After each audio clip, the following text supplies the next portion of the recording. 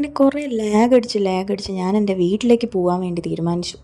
12 മണിക്കാണ് ട്രെയിൻ. പക്ഷേ നേരത്തെ ആയതുകൊണ്ട് തന്നെ ഒരു സിനിമയ്ക്കൊക്കെ കയറിയിട്ട് പയ്യെ റെയിൽവേ സ്റ്റേഷനിൽ എത്താമെന്ന് വിചാരിച്ചു. അപ്പോൾ സൂക്ഷ്മദർശിനി കാണാൻ വേണ്ടിയിട്ട് ഞാനും എൻ്റെ ഫ്രണ്ടും കൂടി നമ്മുടെ ആലുവ സീനത്തിലാണ് വന്നത്. അപ്പോൾ എത്തിയപ്പോൾ കുറച്ച് നേരത്തെ ആയിപ്പോയി. അതുകൊണ്ട് തന്നെ ഒരു ചായയൊക്കെ കുടിച്ചിട്ട് പയ്യെ അകത്തേക്ക് കയറാമെന്ന് വിചാരിച്ചു. 9:30യുടെ ഷോ ആയിരുന്നു കേട്ടോ. അപ്പോൾ നമ്മൾ എത്തിയപ്പോൾ നേരത്തെ ആയിരുന്നു. പിന്നെ ടിക്കറ്റൊക്കെ എടുത്തിട്ട് നമ്മൾ നേരെ തിയേറ്ററിനുള്ളിലേക്ക് കയറുവാണ്. അധികം ആരും ഉണ്ടായിരുന്നില്ല. സൂക്ഷ്മദർശിനി ഇറങ്ങിയിട്ട് കുറച്ച് ദിവസം ആയിട്ടുണ്ടായിരുന്നേ. പക്ഷേ നമുക്ക് ടൈം ഉള്ളത് കൊണ്ടാണ് ആ സിനിമയ്ക്ക് തന്നെ കയറിയത്. നല്ലൊരു സിനിമയായിരുന്നു കേട്ടോ. ഇപ്പോൾ മൂവി OTTയിൽ ഇറങ്ങിയിട്ടുണ്ട്. അപ്പോൾ കാണാത്തവരെന്തായാലും സിനിമ കാണാം. അപ്പോൾ സിനിമയൊക്കെ കണ്ടു കഴിഞ്ഞു. നേരെ റെയിൽവേ സ്റ്റേഷനിൽ, നമ്മുടെ ആലുവ റെയിൽവേ സ്റ്റേഷനിൽ എത്തിയിട്ടുണ്ട്. ടിക്കറ്റൊന്നും നേരത്തെ എടുത്തിട്ടുണ്ടായിരുന്നില്ല. അപ്പോൾ ജനറലിൽ ചെന്നിട്ടൊരു ടിക്കറ്റ് എടുക്കുകയാണ് ചെയ്തത്. പിന്നെ ട്രെയിൻ വരാൻ 1 മണിയാവുമെന്ന് പറഞ്ഞു.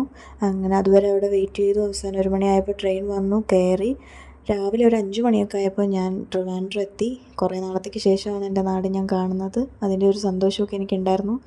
പിന്നെ നമ്മുടെ KSRT സ്റ്റാൻഡിലെത്തി. അവിടെ നിന്നൊരു ചായയും ഉഴുന്നുവടയും കഴിച്ചു. അപ്പോൾ തന്നെ ബസ് കിടപ്പുണ്ടായിരുന്നു, അതിൽ കയറിയിരുന്നു.